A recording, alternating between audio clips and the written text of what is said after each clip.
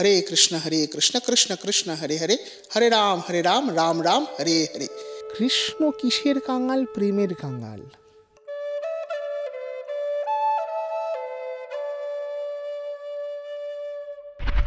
আমিত্ব আর আমি থেকেই কিন্তু পৃথিবীর এত রকমের সমস্যা। সবাই ভাবছে আই এম দ্য সেন্টার। এই যে আপনি একটা প্রশ্ন করলেন যে আমি কে, এর উত্তর ভগবদ গীতাতে খুব স্পষ্ট করে দেওয়া আছে যে আমি হচ্ছি আত্মা। সমাজের এত কিছু সমস্যা, এত কিছু দ্বন্দ্ব, সবকিছুর মধ্যেও ভালো থাকবো কি করে? মানে অনেকে হয়তো গীতাটাকে they sell their Gita courses as a SOS medicine. Gita is not a SOS medicine. Gita is like vitamin Becosules. আমরাও কিন্তু ভগবানের কাছে ভগবানকে পাশে চাই না, আমরা ভগবানের শক্তিটাকে পাশে চাই। ভগবান কোনো ব্রাহ্মণের সম্পত্তি নয়। বাঙালি হিন্দুদের মধ্যে, স্পেশালি বাঙালি ব্রাহ্মণদের মধ্যে আমি গরুর মাংস খাই এটা বলাটা একটা ফ্যাশন। আসলে দুঃখের জায়গাটা কোথায় জানেন? দুঃখের জায়গাটা হচ্ছে যে কলিযুগ তো, যে সাধু বেশে আছে সবাই সাধু নয়।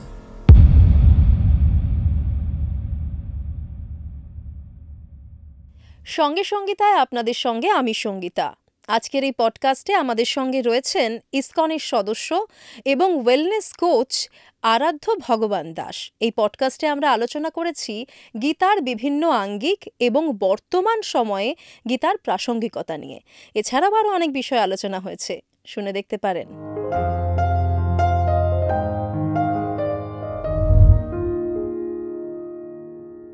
মহারাজ, সঙ্গে সঙ্গীতায় আপনাকে স্বাগত। হরে কৃষ্ণা। হরে কৃষ্ণা। কেমন আছেন বলুন? ভালো আছি, আপনারা কেমন আছেন? আমরা ভালোই আছি, আর আজকে আপনাকে এখানে পেয়ে তো আরো ভালো লাগছে, কেননা অনেক কিছু জানতে পারবো আপনার কাছ থেকে। আপনার সঙ্গে ভগবদ গীতা এবং ভগবান কৃষ্ণের সম্বন্ধে কথা বলতে পেরে আমিও খুব আপ্লুত। একেবারেই, আপনি তো আমাদের আজকে টপিকটা বলেই দিলেন কি টপিকে আমরা আলোচনা করব। একদম সত্যি কথা বলাই আপনার কাজ, এত মানুষের সাথে এত মানুষকে আপনি এই সাবজেক্টটা নিয়ে বলে থাকেন। অনেক কিছু জানার রয়েছে কিন্তু আজকে। নিশ্চয়ই। এই যে ধরুন কৃষ্ণ, কে এই কৃষ্ণ? কেন আমরা তার সাধনা করি? কৃষ্ণকে পরম পুরুষোত্তম ভগবান হচ্ছেন কৃষ্ণ। গৌড়ীয় বৈষ্ণব শাস্ত্রে আরাধ্য ভগবান হচ্ছেন কৃষ্ণ। এবং ভারতবর্ষে যত এত আমরা বলি ৩৩ কোটি দেবদেবী, তার বিভিন্ন রকম ব্যাখ্যা আছে, সব কিছুর মধ্যে যে ভগবানের সাথে বা যে পার্টিকুলার ফর্মের সাথে মানুষ একটা আলাদা মাধুর্যের সাথে মিলিত হতে পারে সেটা হচ্ছেন কৃষ্ণ। কৃষ্ণ গোপাল, কৃষ্ণই আবার যৌবনে কৃষ্ণ, কিশোরে কৈশোর কৃষ্ণ, আবার তিনি হচ্ছেন সেই কৃষ্ণ যিনি অর্জুনকে ভগবদ্গীতার জ্ঞান প্রদান করেছেন। তো সেই অর্থে world's first management self help book Bhagavad Gita, the first motivational speaker of the world ভগবান কৃষ্ণ। সব কিছুই কৃষ্ণ। মানে আপনি যেরকম বললেন যে মানে সব থেকে ভালো মোটিভেশনাল স্পিকার, মানে অর্জুনকে তিনি যেভাবে মোটিভেট করেছিলেন, বর্তমান যুগে কিন্তু মনে হয় যে আমাদের সাধারণ মানুষকেও ততটাই মোটিভেট করার সময় চলে এসেছে। তার থেকে মানে ভগবান কৃষ্ণ অর্জুনকে কীভাবে কতটা মোটিভেট না করতে পারলে একজনকে, দেখুন ভগবদ গীতায় যদি মোটিভেশনাল টপিকটা যদি আমি ধরি, তাহলে টপিকটা কি? একটা মানুষকে বলা হচ্ছে যে তুমি তোমার দাদুকে হত্যা করো, তাই তো? তুমি তোমার ভাইদেরকে হত্যা করো, তুমি তোমার গুরুর হত্যা করো, তাই না? কি কমপ্লিকেটেড ব্যাপার, জিনিসটা কতটা কমপ্লিকেটেড। এবং অর্জুনের তখন মাথাটায় ভেতরে কি লেভেলে ক্লাউডেড মাইন্ড, ডাউট নিয়ে ঘুরে বেড়াচ্ছে। সেই জায়গায় দাঁড়িয়ে তাকে ওই ডাউট থেকে ক্ল্যারিটির জায়গায় নিয়ে আসা মানে ভীষণ কঠিন একটা ব্যাপার, প্র্যাকটিক্যালি কঠিন একটা ব্যাপার। আজকের যুগে দাঁড়িয়ে যদি আমরা ভাবি, মেলানো কি অতটা সোজা? সহজ নয় তো। সেই জন্য ওটা হচ্ছে আলটিমেট মোটিভেশনাল স্পিকিং। বাকিরা যেটা আমরা সব ওর থেকে ডেরিভেটিভ করি। আপনি ভাবুন তো, আপনাকে কেউ বলছে যে আপনার নিজের প্রিয়জনেদের হত্যা করতে হবে, তার পিছনে একটা গ্রেটার রিজন রয়েছে, আপনি পারবেন সেটা মানতে? কিন্তু তিনি সেটা মানিয়েছেন, করিয়েছেন। মানে প্র্যাকটিক্যালি এই যে মোটিভেশন কথাটা যখন এলো, সেখান থেকে একটা পোর্শন আসছেই আজকে বর্তমান সময়ে দাঁড়িয়ে যে যুগে আমরা দাঁড়িয়ে রয়েছি, জীবন যতটা ফাস্ট এখন মানুষ খুব তাড়াতাড়ি ডিমোটিভেটেড হয়ে পড়ে। কৃষ্ণা কি কোনোভাবে আমাদের এখানেও মোটিভেট করতে পারেন? দেখুন, কৃষ্ণ আমাদেরকে যে উপদেশ দিয়েছেন Bhagavad Gita, that is like the complete, পুরো কমপ্লিট ওটা। হ্যাঁ, আমরা আজকের জীবনে যে হতাশাটা আমরা ফিল করি, সেই হতাশাটা কখনোই অর্জুনের সামনে সেটা কিছুই নয়, তাই না? এবং সেই জায়গা থেকে দাঁড়িয়ে যদি আমরা ভগবদ্গীতা যদি কেউ নিয়মিতভাবে পাঠ করে বা ভগবদ্গীতার যে শিক্ষাগুলো সেইগুলোকে কেউ যদি নিজের জীবনে অল্প বিস্তর হলেও যদি ইমপ্লিমেন্ট করার চেষ্টাটুকু করে, তাহলেও কিন্তু মানুষ আজকের জীবনের অনেক সমস্যা থেকে খুব ইজিলি তারা মুক্তি পেয়ে যাবে। কেন? কারণ তারা মনের মধ্যে একটা ক্ল্যারিটি তৈরি হবে। ওই মেন্টাল ক্ল্যারিটিটা নেই বলেই কিন্তু আজকের জীবনে অনেক মানুষের হতাশা। ওই ক্ল্যারিটিটা নেই বলে মানুষের জীবনে ওই এক্সপেকটেশনস আর রিয়ালিটির মিসম্যাচ, যেটা থেকে ডিপ্রেশন তৈরি হয়। কিন্তু ধরুন প্র্যাকটিক্যালি আমরা যখন আমাদের জীবনে, পরিবারে বলুন বা কোনো কাজের জায়গায় বলুন, এই কনফ্লিক্টগুলোর মধ্যে পড়ি, ডিলেমাগুলোর মধ্যে পড়ি, তখন গীতা আমাদের হেল্প করতে পারে। দেখুন, গীতা কিন্তু এরকম নয় যে আমি আপনাকে, মানে it is not like a SOS medicine. মানে অনেকে হয়তো গীতাটাকে they sell their Gita courses as a SOS medicine. Gita is not a SOS medicine. Gita is like vitamin Becosules, continuously খেয়ে যেতে হবে, ধীরে ধীরে কাজ করবে। ধীরে ধীরে কাজ করবে, যেটা বডির নিউট্রিশনাল ভ্যালু বাড়াতে সুবিধা হয়, তাই না? আমি এই যে কথাটা বললাম, এটা সাইন্টিফিক একটা বেসিস আছে। 2000 সালে অক্সফোর্ডে প্রথমবার একটি জুইশ কাপেল, আমার নামটা এক্ষুনি খেয়াল নেই, যাই হোক, একটি জুইশ কাপেল তারা একটি রিসার্চ পেপার পাবলিশ করেন ম্যানেজমেন্টে, এবং তারা for the first time they quote terminology call spiritual quotient. এই স্পিরিচুয়াল কোশেন্টের ভ্যালু মানুষ 2020 পরে বুঝতে পেরেছে, তার আগে মানুষ বুঝতে পারেনি।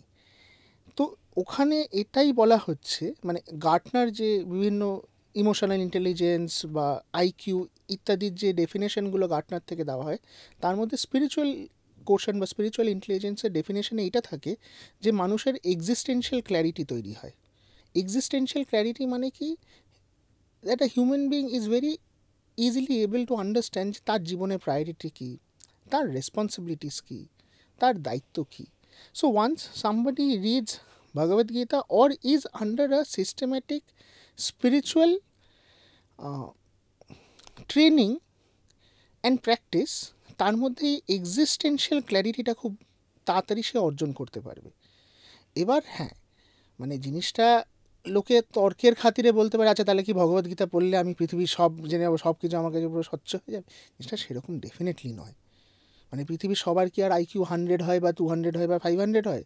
নাকি পৃথিবীর যারই EQ হাই থাকে সে কোনোদিনও রাগে না, সবার সাথে সে ভালোভাবে মিশে চলে? সেটা হয় না। তবে হ্যাঁ, যার কোশ্চেন যতটা বেশি থাকে, he is more better adept at handling situations in life. So এটাও সেইভাবে হয়। তার মানে প্র্যাকটিক্যালি আমরা যদি ভাবি, গীতা কিন্তু আমাদের এটা শেখাচ্ছে যে কিভাবে তুমি নিজেকে কন্ট্রোল করবে, সিচুয়েশন অনুযায়ী রিয়্যাক্ট করবে। How to respond to situation, react নয়, রেসপন্ড। এই কথাটা আমাদের স্টিফেন কভি দিয়েছে। You should proact and not react. আচ্ছা, you should respond to situation, not react to situation. Reaction is to an external stimuli, response is a well thought out reaction. এটা একটু বুঝিয়ে বলুন। So respond মানে হচ্ছে, আমার কাছে যখন আমি কোনো সিচুয়েশন ফেস করব, অনেকের কি হয়, একটা সিচুয়েশানে পড়লো, সে চিৎকার চেঁচামেচি করছে, হ্যাঁ, বাড়ির টিভি ভেঙে দিলাম, এরকম এক্সট্রিম কেসেস হয়, বাড়ির টিভি ভেঙে দিলাম, কাপ ছুঁড়ে ফেলে দিলাম, হ্যাঁ, লোকের সঙ্গে অশান্তি করা শুরু করে দিলাম। কেউ এইভাবে রেসপন্ড করে। কারো রেসপন্স হচ্ছে কারোর সাথে কথাবার্তা বলবো না, একদম চুপ হয়ে যাব, হ্যাঁ। কারো হচ্ছে তারকে আপনি এক্সটার্নালি বুঝতেই পারবেন না তার মধ্যে কোনো চেঞ্জ হয়েছে, সে দৈনন্দিন জীবন নর্মালি সে ক্যারি অন করে যাচ্ছে। So different people react in a different way to the situation. এবার রেসপন্সের ব্যাপারটা হচ্ছে, যখন আমার কাছে সিচুয়েশানটা আসে, আমি ওটাকে পুরো ভালো করে যাচাই করে তারপর সেটাকে আমি করব, মানে সিদ্ধান্ত নেওয়া। সিদ্ধান্ত নেব। যেমন আমার মনে আছে, এটা আমি যখন আমি যখন কর্পোরেটে চাকরি করতাম, প্রথম দিকে আমাকে একজন খুব সিনিয়র খুব সুন্দর একটা জিনিস শিখিয়েছেন। তার সাথে ভগবদ্গীতার কোনো সম্পর্ক নেই, সিনিয়র হিসেবে তিনি আমাকে শিখিয়েছিলেন যে যখন কোনো জিনিস মাথায় আসবে বা অফিসে ঝামেলা হবে বা কিছু হবে, সঙ্গে সঙ্গে কখনো ইমেল লিখে কাউকে সেন্ড করে দিবি না। ইমেলটা লিখে রাখবি, লিখে ওটাকে ড্রাফটে ফেলে রাখবি, 3 দিন বাদে ওটাকে আবার পড়ে সেন্ড করবি কি করবি না ডিসাইড করবি। হ্যাঁ, মানে সত্যিই তাই। আমরা যখন ইমোশনালি প্রচণ্ড কোনো একটা হাই হয়ে থাকি কোনোভাবে, সেখানে আমাদের কোনো ডিসিশন নেওয়া উচিত না, একদম ভুল ডিসিশন হয়ে যায় ভুল সেই ডিসিশন সময়। হয়ে যায়। তার মানে গীতাও এটা বলছে। নিশ্চয়ই, নিশ্চয়ই গীতা এটা বলছে। আমাদের প্রত্যেক দিনের জীবনে আমরা গীতাকে কিভাবে ইউজ করতে পারি? প্রত্যেক দিনের জীবনে ভগবদ্গীতার যে জায়গাটা, সেটা হচ্ছে যে দেখুন, ভগবদ্গীতার যে শিক্ষা, মূল শিক্ষাটা, ভগবদ্গীতার মূল শিক্ষাটাকে যদি আমি ভাঙি, সেখানে দেখবেন কর্মযোগের একটা পোর্শন আছে, ঠিক আছে? সেখানে যেমন একটা জায়গায় একটা মানে 4র্থ অধ্যায়ে যেমন খুব সুন্দর করে বলা হচ্ছে যে একজন গুরু এবং শিষ্যের মধ্যে প্রশ্ন উত্তর কীভাবে হবে।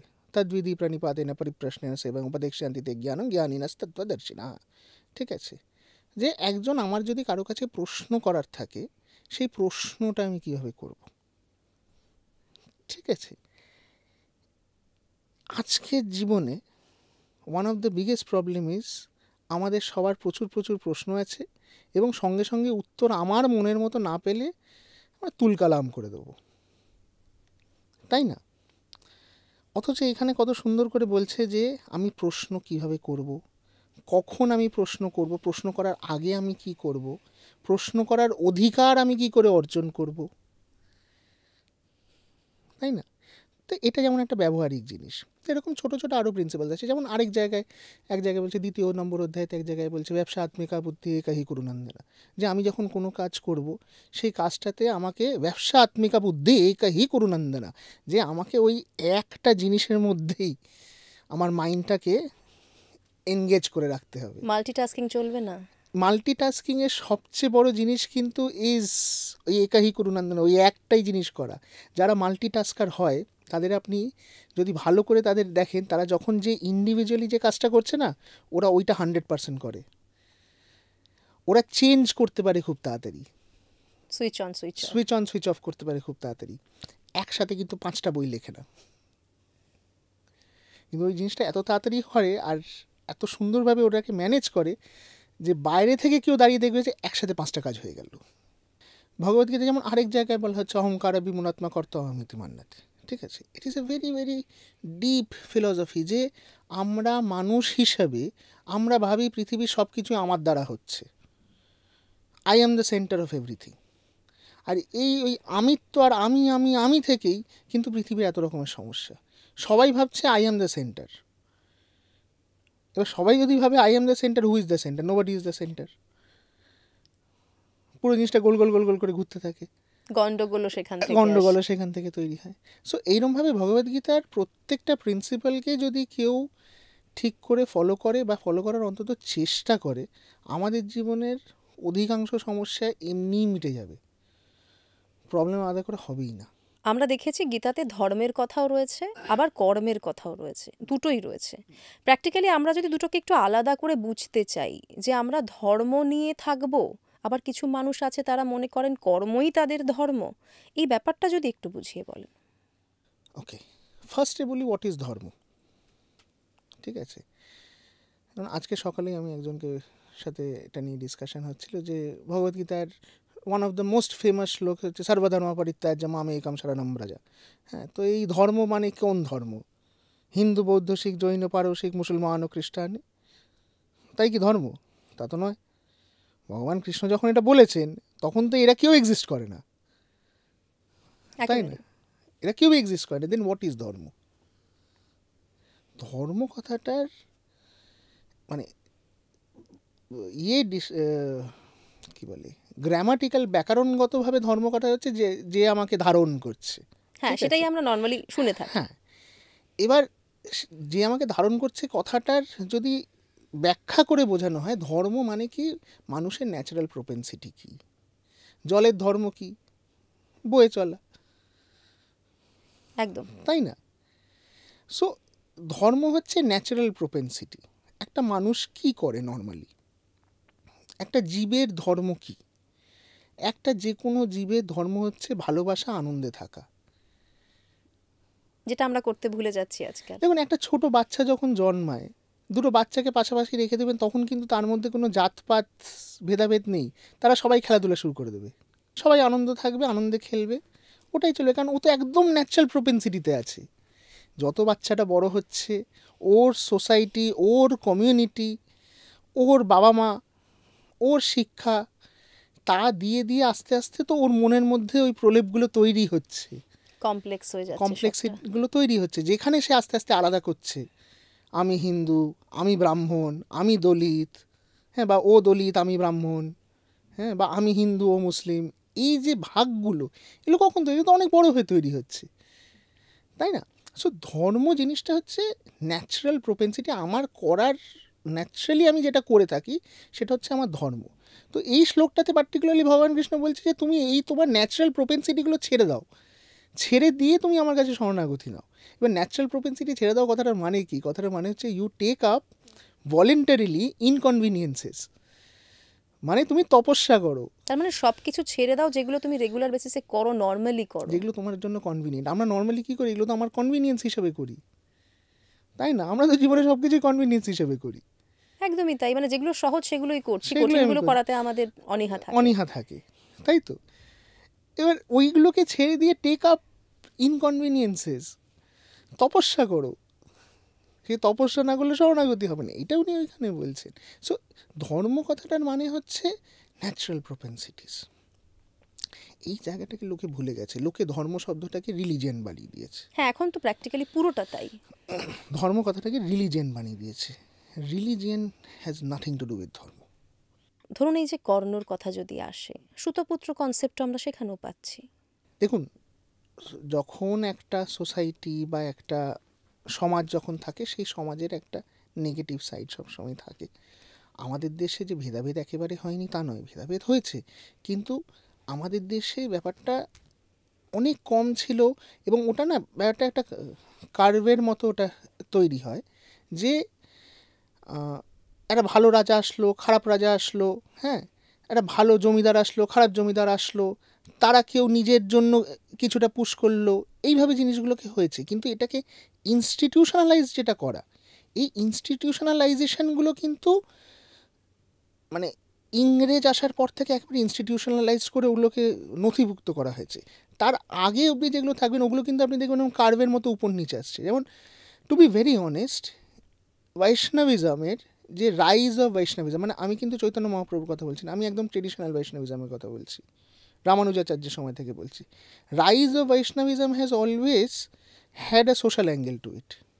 ওখানে সবসময় এই সমাজের একটা ব্যাপার ছিল যে সমাজের নিচু জাতের লোকেরাও ব্রাহ্মণ হতে পারে, ব্রহ্মজ্ঞান তাদেরও ব্রহ্মজ্ঞানও থাকতে পারে। তাদের থাকতে পারে, তারা দীক্ষা নিয়ে তারাও পৈতেধারী হতে পারে। এই যে ব্যাপারটা, এই কনসেপশনটা কিন্তু ট্রেডিশনাল হিন্দু সোসাইটির বেসে কিন্তু জিনিসটা এরমভাবেই করা আছে যে মানুষ তার কর্মের দ্বারা তার জাত নির্ধারিত হয়, এবং এই চারটে জাত কিন্তু they are not vertical structures, they are parallel structures. এই কারণেই দেখুন, আজকে যে ভাস্কর, যারা ভাস্কর বা শিল্পী, জাতের হিসেবে তারা শূদ্র, জাতের হিসেবে তারা শূদ্র, কিন্তু তাদের কিন্তু যে সম্মান একেবারে ছিল না বা একেবারে দেওয়া হতো না, সব ক্ষেত্রে কিন্তু তা নয়, সব ক্ষেত্রে কিন্তু তা নয়। হ্যাঁ, প্র্যাকটিক্যালি আমরা তো একেবারে বিশ্বকর্মাকেও দেখতে পাচ্ছি, হ্যাঁ, যদি সেভাবে ভাবি। হ্যাঁ, তো ওই জিনিসটা ওভাবে ছিল না, আমাদের বেস ফিলোসফিতে ওই জিনিসটা ওভাবে নেই। হ্যাঁ, সমাজ যখন একসাথে চলে, লোকে নিজের মোটিভেশনের জন্য জিনিসটাকে করে, সেটা আবার ওই সাইকেলের মতো ঠিক হতে থাকে। কিন্তু আমাদের দেশে যেই প্রবলেমগুলো আমরা আজকে দেখছি, এগুলো ইজ ওয়েস্টার্ন ইনডিউসড প্রবলেমস। না, প্র্যাকটিক্যালি আমার কোথাও মনে হয় যে এই প্রবলেমগুলো আমাদের মধ্যে ছিল, যখন ধরুন ইংরেজরা এলো সেটা আরও বেশি বেড়ে গেল, তারা বাড়ানোর জন্য মদত দিলেন।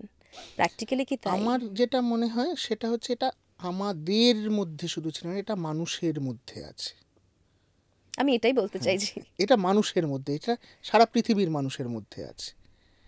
এবং আমাদের দেশে এটা যে মাত্রায় ছিল না, সেই মাত্রায় এটাকে নিয়ে যেতে মদত করলো পাশ্চাত্য শিক্ষা বা পাশ্চাত্য শাসন, দিয়ে ওটাকে একেবারে হ্যামার করে দিল আমাদের ব্লাডের ভেতরে। মানে এই প্রবলেমটার কোনো সলিউশন কি গীতায় দেওয়া রয়েছে? এই যে আজকে এটা নিয়ে আমরা ডিল করছি, আমরা এত আলোচনা করছি, ধরুন আমি এখানে চৈতন্য মহাপ্রভুর কথা বলবো। কেন আমি চৈতন্য মহাপ্রভুর কথা বলছি? কারণ বাংলায় প্রথম কথা আমরা চৈতন্য মহাপ্রভুর ধারায় দীক্ষিত, এবং ভগবদ্গীতার যে ইন্টারপ্রিটেশন নিয়ে বা যে বেদান্ত লাইনে আমরা কাজ করি সেটা চৈতন্য মহাপ্রভুর বেদান্ত, অচিন্ত্য ভেদাভেদ তত্ত্ব এবং চৈতন্য মহাপ্রভুর শিক্ষায় চৈতন্য মহাপ্রভুর যে কাজ করেছিলেন সেই কাজের বেসিক মূল জায়গাটাই এটা ছিল যে প্রত্যেকটা মানুষ ভগবানের সন্তান এবং তার কোনো ডিফারেন্সিয়েশন হয় না। যেমন আমি আপনাকে বলছি, চৈতন্য মহাপ্রভুর যদি আপনি দেখুন, মূলত তো 3টে বইকে চৈতন্য মহাপ্রভুর অফিসিয়াল ইয়ে হিসাবে ধরা হয়, চৈতন্য চৈতামৃত, চৈতন্য ভাগবত আর চৈতন্য মঙ্গল, রাইট? আপনি এই 3টে বই যদি পড়েন এবং পোস্ট চৈতন্য এরাও যদি আপনি দেখেন, চৈতন্য মহাপ্রভুর যে মিশন, হ্যাঁ, বা যে গোষ্ঠী, গৌড়ীয় বৈষ্ণব গোষ্ঠীর মধ্যে আপনি দেখবেন মুসলমানরা দীক্ষা নিচ্ছে হিন্দু ধর্মে, এবং তাদের কিন্তু সম্মান আছে, তাকে কিন্তু অসম্মান করা হচ্ছে না। আচ্ছা, বিধবা নারীরা কিন্তু মহাপ্রভুর সাথে আছেন, মহিলারা পুরো কমিউনিটির আচার্যের পদ পাচ্ছেন, যেটা নিত্যানন্দ প্রভু স্ত্রী পেয়েছিলেন, গঙ্গামাতা গোস্বামিনী পেয়েছিলেন, আচার্যের পদ পাচ্ছে। সোশ্যালি যদি এটা দেখতে যান, দিস ইজ নট ইজি ওই সময়ের প্রেক্ষাপটে। বাট এই যে সোশ্যাল ব্রেকিং, মানে তখনকার সোশ্যাল কাস্টমসকে ব্রেক করে এটাকে নতুন করে এস্টাবলিশ করা, কিন্তু মহাপ্রভুর সময়ে উনি করেছিলেন, এবং তার ইম্প্যাক্টেই কিন্তু আজকে মাতোয়া সমাজটা তৈরি হয়েছে, যে তুমি মেতে থাকো, ভগবানের নাম জপের মধ্যে থাকো। দি আইডিয়া ইজ যে ভগবান কোনো ব্রাহ্মণের সম্পত্তি নয়, কিন্তু মানুষ কি মানে এটা আজও? আপনি দেখুন, আজকেও কিন্তু আপনি মতুয়া সম্প্রদায়ের কথা বললেন, তারা কিন্তু আজও মনে করে যে তারা অনেক কিছু থেকে বঞ্চিত হচ্ছেন, তারা কিন্তু আজও তাদের মধ্যে সেই ঘৃণাটা কাজ করে ব্রাহ্মণদের বিরুদ্ধে। আমি যে কথাগুলো এতক্ষণ বললাম সেটা আমি বেস আইডিয়ালিস্টিক প্রিন্সিপালসের কথা বললাম। সো প্রিন্সিপালসের জায়গা থেকে দাঁড়িয়ে এগুলো, এই আদর্শগুলো কিন্তু অনেক উপরে। হ্যাঁ, এবার এটা যখন মানুষ নিজের জীবনে ইমপ্লিমেন্ট করতে আসে, তখন তার মধ্যে অনেকের পার্সোনাল মোটিভেশনস, পার্সোনাল চিন্তাভাবনা, হ্যাঁ, কারো পার্সোনাল কিছু ডিজায়ার্স, সব মিলেমিশে পুরো জিনিসটাকে দাঁড়িয়ে এবার তার ব্যাখ্যাটাকে নিয়ে লোকে কাজ করে, তাই না? তার মানে মহাপ্রভু যেটা বলে গেছিলেন সেটা অক্ষরে অক্ষরে পালন করা আজও সম্ভব হচ্ছে না, আমরা আজও পুরোটা করে উঠতে পারছি না, কিন্তু করতে পারলে হয়তো জীবনটা আরো সহজ হতো। দেখুন, মহাপ্রভুর মতো করে ওনার ভাবে যদি আমরা থাকতাম, তাহলে তো আমরা ওনার মতো করেই জগন্নাথের প্রেমে পুরীতেই মেতে থাকতাম, তাই না? সেটা তো আমরা কখনোই পারি না, তবে চেষ্টাটা তো করে যেতে হবে। যারা গৌড়ীয় বৈষ্ণব ধারায় বিশ্বাসী, যারা এই ধারাটা ফলো করেন, আমরা মহিলাদের তুলনায় খুব কম দেখি সেখানে, এটা কেন? এখানে আমি ইসকন সংস্থার সম্বন্ধে একটা জিনিস বলতে চাই, সেটা হচ্ছে যে ইসকন সংস্থা তো গৌড়ীয় বৈষ্ণব ধারার একটি পার্টিকুলার শাখায় পড়ে, যেটাকে আমরা বলি সারস্বত গৌড়ীয় বৈষ্ণব পরিবার, ঠিক আছে? এই সারস্বত গৌড়ীয় বৈষ্ণব পরিবারে ইসকনের প্রতিষ্ঠাতা আচার্য শিলা প্রভুপাদ, তিনি একটি জিনিস করেছিলেন যেটা সম্বন্ধে খুব কম মানুষ জানেন। সেটা হচ্ছে, তিনি যে শুধু মহিলাদের দীক্ষা দিয়েছিলেন তা নয়, মহিলাদের দীক্ষা তো বৈষ্ণব ধর্মে আগে থেকেই হচ্ছে। তিনি যেটা করেছিলেন সেটা হচ্ছে মহিলাদেরকে ব্রহ্মগায়ত্রী দিয়েছিলেন, এবং ব্রহ্মগায়ত্রী দেওয়ার সাথে সাথে তিনি তাদের অধিকার দিয়েছিলেন যে পুরুষদের মতো তারা মন্দিরে পুজো অর্চন যজ্ঞ আদি ইত্যাদি ইত্যাদি যা আছে, মানে পৌরোহিত্য বলতে যেটা আমরা বুঝি, সমস্ত কার্য করার আদেশ কিন্তু প্রভুপাদ অ্যাজ অ্যান আচার্য তার শিষ্যদের দিয়েছিলেন, এবং ইসকনে কিন্তু আজও এটা ফলো করা হয়। হ্যাঁ, এবার আপনি বলতে পারেন আচ্ছা তাহলে আমি কলকাতার মন্দিরে গিয়ে কেন দেখতে পারি না? এখন দেখুন, সেটা তো একটা সোশ্যাল জিনিস, যে এখানকার মহিলারা কতটা এগিয়ে আসছে, বাকি আমাদের কতটা ব্যালেন্স করা সম্ভব হচ্ছে, সেইভাবে হয়। কিন্তু অ্যাজ আ পলিসি ওয়াইজ ইসকনে আপনি বিদেশে যদি যান, বিদেশে খুব ইজিলি আপনি দেখতে পারবেন। না, বিদেশে নয়, আমি যদি একটু একটু এপাশে সরে আসি, ধরুন আমি যদি শৈব এবং শাক্তধারার ক্ষেত্রে দেখি, আমরা কিন্তু মহিলাদের প্রচুর দেখতে পাই, কিন্তু আমরা এই যে গৌড়ীয় বৈষ্ণব মত, সেখানে মহিলাদের খুব কম দেখতে পাই। এইখানে এই ডিভিশনটা চোখে পড়ে, কিন্তু মানে চোখে পড়ার মতোই পার্থক্য হয়ে রয়েছে এখনো।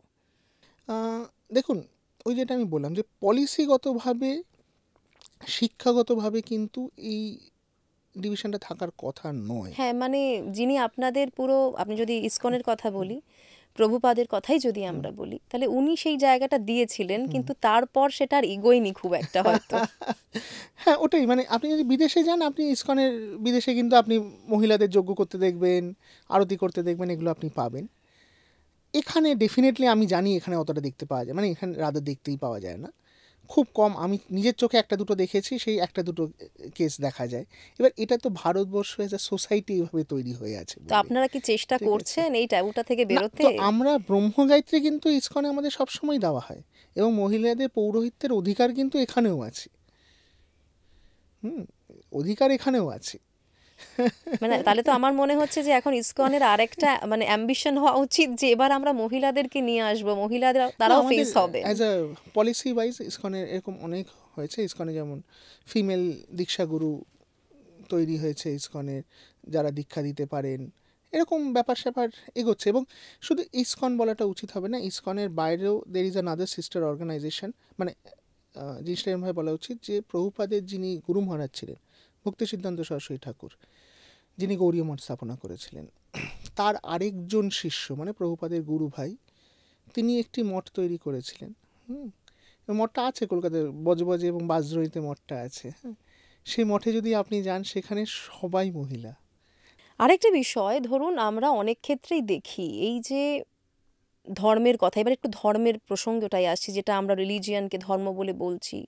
অন্যান্য রিলিজিয়ানে ধরুন খুব অল্প বয়সীদের মধ্যে ধর্ম চেতনাটা কিন্তু খুব সহজে দিয়ে দেওয়া যায়। ধরুন খ্রিশ্চানরা, তারা কিন্তু চার্চে যাচ্ছে, প্রতি সানডে তারা মাসে যাচ্ছে। মুসলিমদের ক্ষেত্রে আমরা দেখি তারা শুক্রবার করে তারা মসজিদে যাচ্ছে। কিন্তু আমাদের মধ্যে, সনাতনীদের মধ্যে এই কালচারটা কেন নেই? কখনো মনে হয় যে এটা হওয়া উচিত ছিল, একটা নিয়ম থাকা দরকার ছিল? দেখুন, আপনি যে দুটো রিলিজিয়ন বললেন বা তিনটে রিলিজিয়নের ক্ষেত্রেই, এব্রাহামিক রিলিজিয়ন আমার মতে অনেক বেশি ডগম্যাটিক। আর আমাদের সনাতন ধর্মের বিউটি হচ্ছে প্লুরালিজমে। ঠিক আছে, এবার আপনি যদি ক্লাসিক্যাল ইন্ডিয়ান ফিলোসফিসগুলো যদি আপনি দেখেন, এইখানে মানে প্রত্যেকের থেকে সম্পূর্ণভাবে আলাদা। এবং এখানে প্রত্যেকটা স্কুলের মধ্যে, মানে আমি শুধু বেদান্ত স্কুলের কথা বলছি না, আমি ক্লাসিক্যাল ফিলোসফির কথা বলছি, যেখানে সাংখ্যযোগ, ন্যায়শাস্ত্র সব আছে। ঠিক আছে, মানে বেদান্ত তো একেবারে উত্তর মীমাংসাতে গিয়ে বেদান্ত হচ্ছে। হ্যাঁ, তার আগে পূর্ব মীমাংসা আছে, সাংখ্য আছে, ন্যায় আছে, ইত্যাদি ইত্যাদি সব আছে।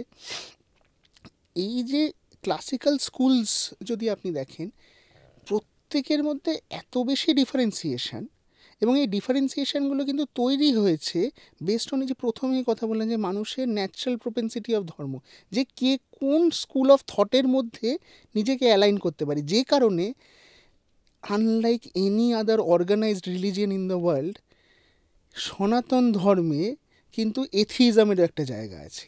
হ্যাঁ, আমরা সেটাও জায়গা দিই, সেটাও মেনে নিই। সেটাও মেনে নিই, কারণ this is a defined school of classical Indian philosophy. হ্যাঁ, যেমন এই যে বৌদ্ধ এবং জৈন, যে দুটো রিলিজিয়ন, এদের দুজনকে কিন্তু ক্লাসিক্যাল সনাতন পার্সপেক্টিভ থেকে এদের কিন্তু নাস্তিক বলা হয়। ক্লাসিক্যাল পার্সপেক্টিভ থেকে এদেরকে নাস্তিক বলা হয়। ঠিক আছে, কারণ এনারা ভগবান বলে আমরা যে এন্টিটিটাকে ইন্ডিয়ান ফিলোসফিতে ধরে থাকি বা সনাতন ফিলোসফিতে ধরে থাকি, সেটাকে এনারা অস্বীকার করে। হ্যাঁ, বেদকেও অস্বীকার করে। হ্যাঁ, তো সেই জন্য ওনাদেরকে নাস্তিক বলা হয়। কিন্তু they are still a part of the Indian classical philosophies, তারা কিন্তু এর থেকে আলাদা নয়। সো আমাদের এখানকার বিউটিটাই হচ্ছে এই বোকে অফ ফ্লাওয়ার্সের মধ্যে নানান রঙের ফুল মিলিয়ে এই সৌন্দর্যটা তৈরি হয়েছে। এবার এইখানে যদি আপনি বলেন যে তাহলে কি আমাদের একটা খুব কড়া নিয়ম হওয়া উচিত ছিল, হলে তো ভালোই হতো। আমি কেন জানতে চাইলাম, ধরুন এই যে আমাদের জেনারেশনটা, আমি আমার জেনারেশনও বলবো, আমাদের পরের জেনারেশনও বলবো, আস্তে আস্তে কিন্তু এই যে যে যার ধর্ম নিয়েই চর্চা করুক, ধরুন যে যে মতে বিশ্বাসী সেটাই করুক, কিন্তু একটা কি রুলস অ্যান্ড রেগুলেশনস হওয়া দরকার ছিল যে আজকে সপ্তাহে একটা দিন একটা জায়গায় প্রেজেন্ট থাকতে হবে, সেখানে তুমি তোমার ধর্ম নিয়েই আলোচনা করবে। ধর্ম নিয়ে আলোচনাটা কোথাও হারিয়ে যাচ্ছে। আমি যেটা মনে করি সেটা হচ্ছে সবার কিন্তু কিছু না কিছু নিয়ম ছিল, কিন্তু এই সনাতন ধর্মের যে এতগুলো স্কুল আছে, যেহেতু আমাদের মধ্যে ওই যেটা বললাম পাশ্চাত্য ইনফ্লুয়েন্সটা এতটা বেশি ঢুকে গেছে যে মানুষ ওই জিনিসগুলোতে, এই নিয়ম কানুনগুলোতে কে ঊর্ধ্বে চলে গেছে। মানার কি দরকার, ওই জায়গাটায় ব্যাপারটা চলে গেছে। নিয়ম যে নেই এটা আমি মনে করি না। হ্যাঁ, আগে তো সত্যি সত্যি মানে ধরুন আমি যদি আরও অনেকটা পিছন দিকে চলে যাই, তাহলে আমরা দেখছি যে সেখানে রাজপুত্ররা বা যারা যারা রয়েছে তারা প্রত্যেকেই কিন্তু বেদ নিয়ে চর্চা করছে বা নিজের শাস্ত্রটা জানছে। আমাদের এখন আমাদের কারেন্ট এডুকেশনাল সিস্টেমে কোনোভাবেই কিন্তু আমাদের এই দেশকে চেনার, আমাদের এই দেশের ধর্মকে চেনার কোনো জায়গা নেই। এটাই তো দুঃখের বিষয় যে ভারতবর্ষের অধিকাংশ অধিকাংশ না, আমি বলবো এখন বোধহয় মানে 100%-এর জায়গায় গিয়ে দাঁড়িয়েছে যে it was a fashion, maybe 20 years back also, 20 বছর আগে ইট ওয়াজ আ ফ্যাশন যে ভাই আমার এসব ভালো লাগে না, আমি মন্দিরে টন্দিরে যাই না, আমি ভগবানে বিশ্বাস টিশ্বাস করি না, এটা একটা ফ্যাশন।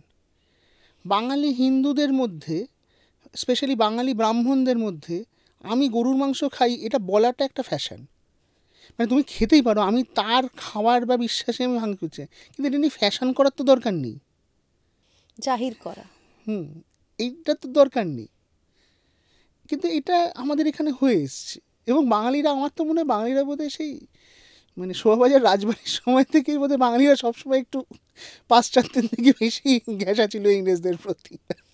কিন্তু মজার বিষয়টা জানেন, এই যে এইগুলো হয়েছে তার জন্য আজকে দাঁড়িয়ে বাঙালিরা তারা কিন্তু কোথাও না কোথাও গিয়ে আমাদের দেশের অন্যান্য যারা রয়েছেন সনাতনী তাদের কাছে ছোট হচ্ছে, কোনো না কোনো জায়গায় তারা হয়ে চেষ্টা গেছে, করছেন ছোট করার জন্য। হয়ে গেছে। দেখুন আপনি যদি ভারতবর্ষের আজকের যে পরিস্থিতি, বাকি ভারতবর্ষের ব্রাহ্মণ সমাজের কাছে বাঙালি ব্রাহ্মণদের কোনো সম্মান নেই।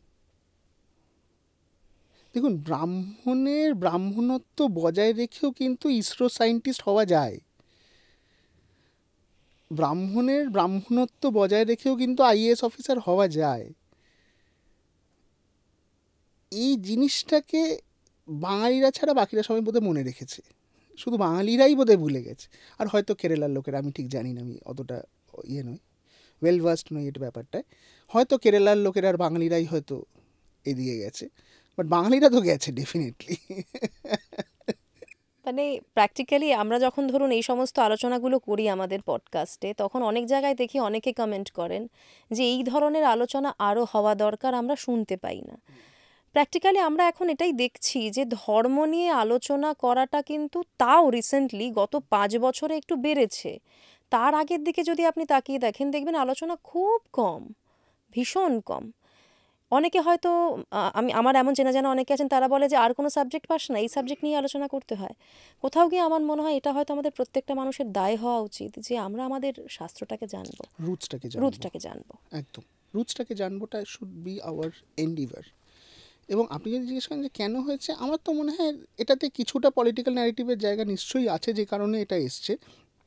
কিন্তু যেটা হয়েছে সেটা হচ্ছে যে আমি যেটা মনে করি যে একটাভাবে আমাদের সনাতন ন্যারেটিভটা সেট হচ্ছিল করতে করতে একটা পুরো কমিউনিটি তৈরি হয়ে গেছে বা নিজেদেরকে আইডেন্টিফাই করে, যারা ওই এক্সিস্টিং সনাতনী যে সনাতন বলে যে ন্যারেটিভটা সেট হচ্ছিল সেটার সঙ্গে সে আইডেন্টিফাই করে না, কিন্তু অ্যাট দ্য সেম টাইম তারা রেকগনাইজ করে যে আমি যেহেতু আমার রুটসটা জানি না তাই আমাকে যা খুশি বোঝানো হচ্ছে, তাই আমি নিজে এবার বোঝার চেষ্টা করব।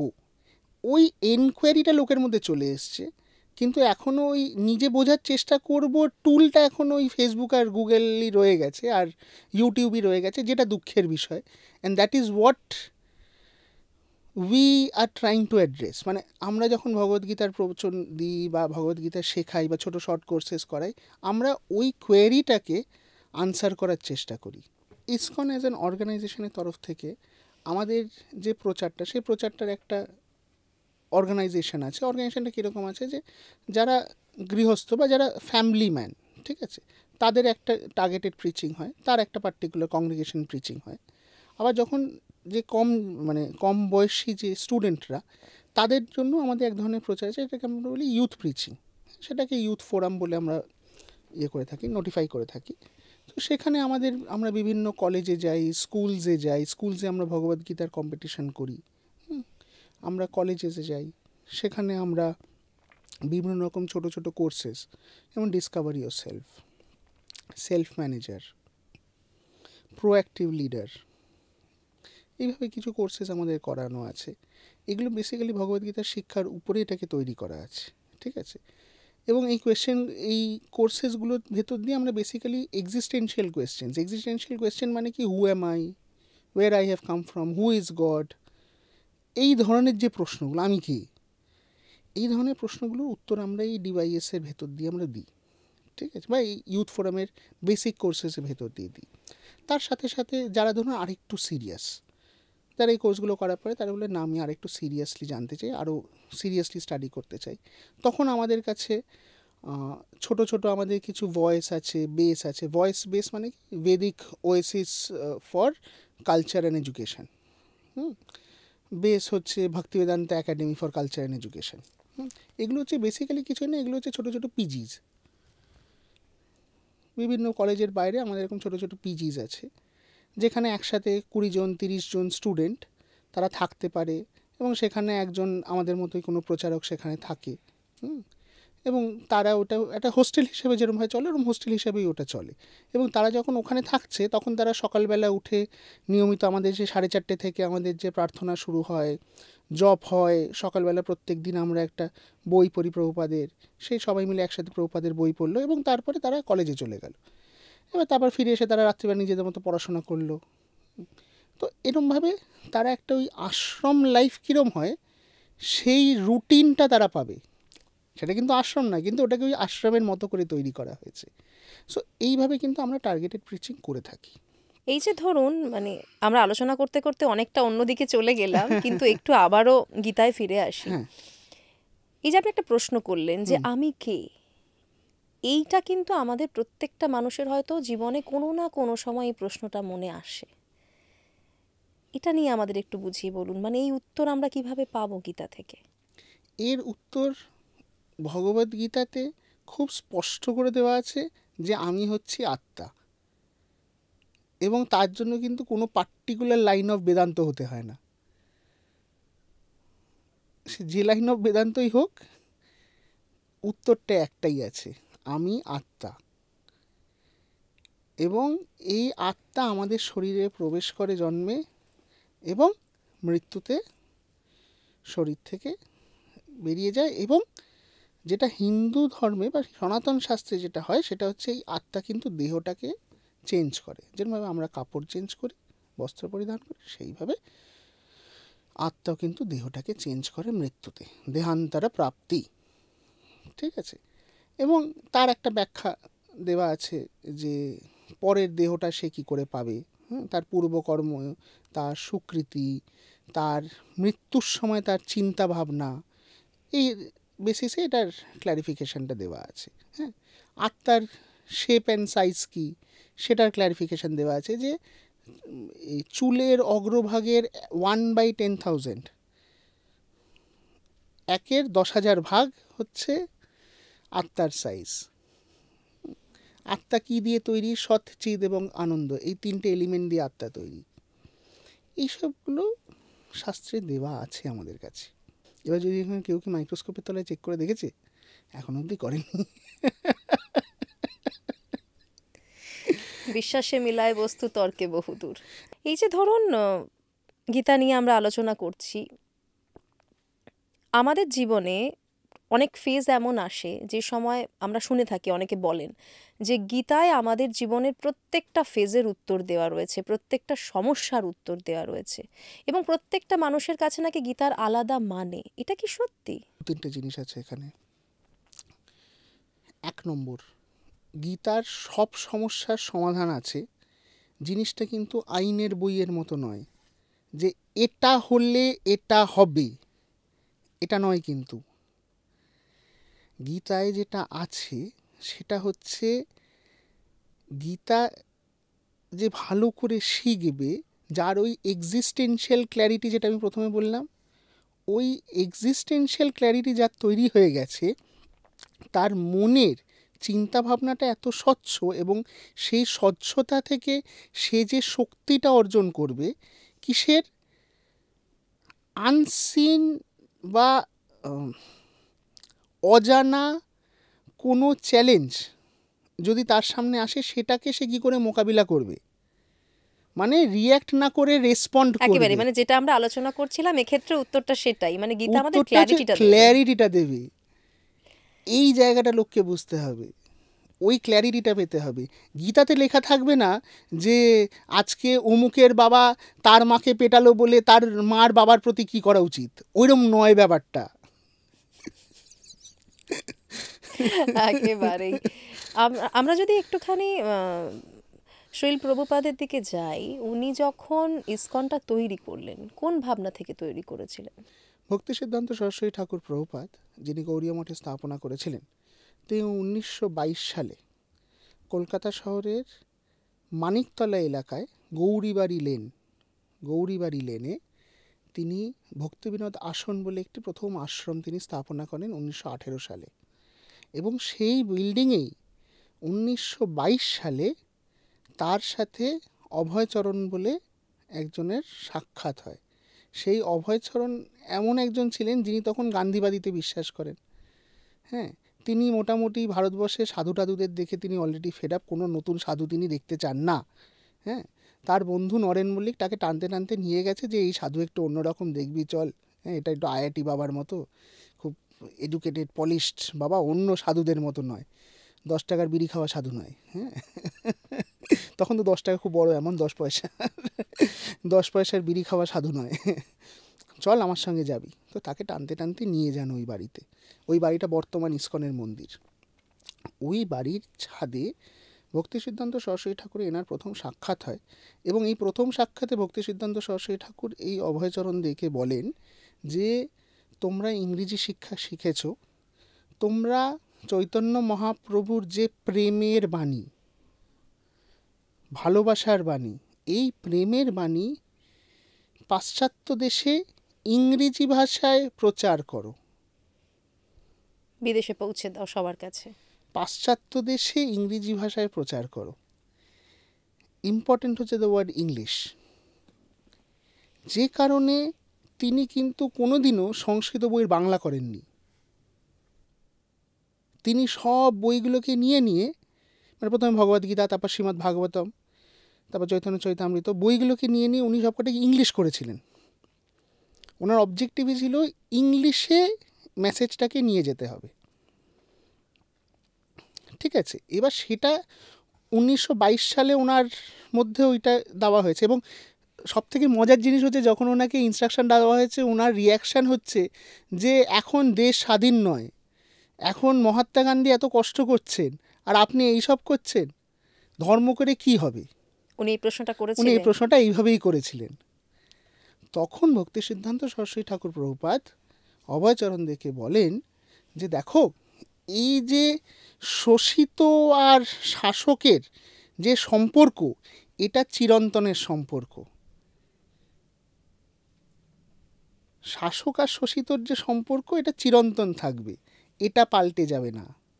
শাসক পাল্টে যাবে, শোষিত পাল্টে যাবে, কিন্তু সম্পর্কটা একই থাকবে। তো এই যে বাণীটা, এই বাণীটা কিন্তু ইজ অ্যান ইটার্নাল মেসেজ, যা দিয়ে মানুষের জীবনের যে গ্লানি, যে হতাশা, এইগুলো মানুষ দূর করতে পারবে। মানে সিচুয়েশনটা পাল্টে যাবে না, থাকবে একই। আমরা সেখানে কিভাবে সেই সিচুয়েশনের সাথে সেটাকে ডিল ডিল করব করব, কি করে ডিল করব, সেই জায়গাটা ঠিক হবে। তারপর কি হলো? তো এবার নাও হি গট ইমপ্রেসড, এই উত্তরে উনি ইমপ্রেসড হয়ে যান এবং তারপর থেকে উনি কিন্তু নিরন্তর চেষ্টা করেন, ভক্তি সিদ্ধান্ত সরস্বতীর কাছ থেকে প্রথমে শিক্ষা গ্রহণ করেন, পরবর্তীকালে দীক্ষা নেন এবং উনি তারপরে ইংরেজিতে একটা ম্যাগাজিন তৈরি করেন ব্যাক টু গডহেড বলে। তারপরে উনি আস্তে আস্তে ইংলিশে বই ট্রান্সলেট করা শুরু করেন। করতে করতে করতে করতে ফাইনালি 1965 সালে তিনি আমেরিকাতে চলে যান, কারণ উনি তখন 70 বছর বয়স, সন্ন্যাস নিয়ে নিয়েছেন। আচ্ছা, উনি কিন্তু গৃহস্থ ছিলেন বাই দ্য ওয়ে, আচ্ছা, ওনার স্ত্রী পুত্র কন্যা সবই ছিল। উনি তারপর সন্ন্যাস নিয়ে নেন এবং সন্ন্যাস নেওয়ার পরে ওনার মনে হয় যে আমি 65 বছর বয়স অবধি আমি চেষ্টা করে গেলাম, কিছু করে উঠতে পারলাম না। এবার আমার গুরু আমাকে বলেছিলেন বিদেশে যেতে, তাই আমি এখন বিদেশে যাই, যদি ফেল করে মরি তাহলে ওখানে গিয়ে মরব, অন্তত চেষ্টাটা করেছি। কিন্তু তখনও তো বিদেশে যাওয়া তো সহজ ছিল না। না, ছিল না তো, একেবারেই ছিল না। তাও আবার আমেরিকাতে, রাশিয়াতে নয়। রাশিয়া হলে তাও সহজ হতো। উনি আমেরিকাতে চলে যান। এবার আমেরিকাতে ওনাকে সাহায্য করেন সিন্ধিয়া স্টিম ন্যাভিগেশন কোম্পানির যিনি মালকিন ছিলেন, তারই এক জাহাজে করে কলকাতার খিদিরপুর থেকে, এই কলকাতার খিদিরপুর থেকে তিনি যান পণ্যবাহী জাহাজে করে। এবং তিনি ওখানে গিয়ে, ওখানেও জিনিসটা খুব স্ট্রাগলিং, কারণ উনি পৌঁছেছেন 17ই সেপ্টেম্বর, মানে পৌঁছেছেন 17ই সেপ্টেম্বর আমেরিকাতে। একজন বুড়ো মানুষ যার কাছে কোনো টাকা পয়সা নেই, কিচ্ছু নেই। তিনি 1 বছর যথেষ্ট স্ট্রাগল করেছিলেন। তারপরে আস্তে আস্তে ভগবানের কৃপায় একজন একজন করে ডিসাইপেল আসে এবং এই বৃহৎ যে অন্তরাষ্ট্রীয় কৃষ্ণ ভাবনামৃত সঙ্ঘ, যেটা দেখতে আমরা অভ্যস্ত, তার স্থাপনা হয় 66 সালে। তো সেইভাবে ইসকনের অ্যাকচুয়ালি স্থাপনা হয়। তো আপনারা কোন ভাবধারাটা মেনে চলেন? মানে আপনারা একটা গৌড়ীয় বৈষ্ণব ধারা সম্পূর্ণভাবে মেনে চলেন, কিন্তু তার কোনো বিশেষত্ব আছে কি, যেহেতু আপনারা ইসকনের রুলসগুলো ফলো করেন? আমরা ভক্তি সিদ্ধান্ত সরস্বতী ঠাকুরের স্থাপিত যে গৌড়ীয় মঠ, তার যে সারস্বত গৌড়ীয় পরিবার, সেই সারস্বত গৌড়ীয় পরিবারের একটি শাখা হচ্ছে ইসকন। এবং আমরা সবাই সরস্বতী ঠাকুর প্রভুপাদ এবং তার পিতা ভক্তিবিনোদ ঠাকুর ইত্যাদি, সেই যে পরম্পরা, সেই পরম্পরাকে সম্পূর্ণভাবে আমরা মেনে চলি। আমাদের এখানে ইসকনে দীক্ষা নেবার কিছু বেসিক এটিকেটস আর রুলস আছে, সব জায়গারই থাকে এবং আমি মনে করি থাকা উচিত যদি কারো না থাকে।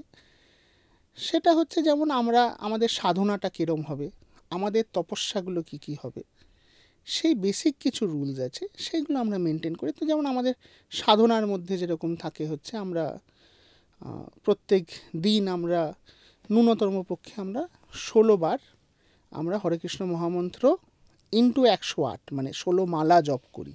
সেটা করতে আমাদের প্রায় 2-2.5 ঘন্টা সময় লাগে। ঠিক আছে, এটা আমাদের একটা সাধনার পার্ট। তপস্যা বলতে গেলে আমাদের কিছু নিয়ম আছে, ঠিক আছে, যেমন তার মধ্যে একটি হচ্ছে চা কফি আমরা খাই না, আমরা নিরামিষ ভোজি ইত্যাদি ইত্যাদি। আমাদের আরও কিছু নিয়ম আছে, যেমন আমরা জুয়া খেলবো না, নেশা করবো না, অবৈধ সঙ্গ করবো না, এই মানে ধরনের কোনো রকম অ্যাডিকশনের ধারে পাশেও থাকা যাবে না, নেগেটিভ জিনিসপত্রের মধ্যে থাকা চলবে না, সেটা একটা। আর আরেকটা হচ্ছে আমরা নিয়মিতভাবে আমরা একাদশী করি, প্রত্যেকটা একাদশী খুব স্ট্রিক্টলি আমরা পালন করি। মানে আমাদের একাদশীতে আমরা কিন্তু মানে ভাত তো এমনি কেউই খায় না, অনেকে কিন্তু রুটি লুচি পরোটা খায়, আমরা সেটাও খাই না। কি করেন তাহলে? আমরা গ্রেনস খাই না, ফল সবজি ইত্যাদি এই ধরনের জিনিস আমরা পাই, সাবু পাই, এই ধরনের প্রসাদ আমরা পেয়ে থাকি। তো মূলত এটা হচ্ছে বেসিক। এবার এর সাথে সাথে আছে অবভিয়াসলি যখন কেউ ইসকনের ধারায় দীক্ষা নেবে, তার এক্সপেকটেশন হচ্ছে যে সে ইসকনের যে ফিলোসফিটা, তার যে গ্রন্থগুলো আছে, প্রভুপাদের যে গ্রন্থগুলো আছে, সেগুলো সে জানবে, প্রভুপাদের যে জীবনী, সেটার সাথে সে ভালোভাবে অবগত হবে।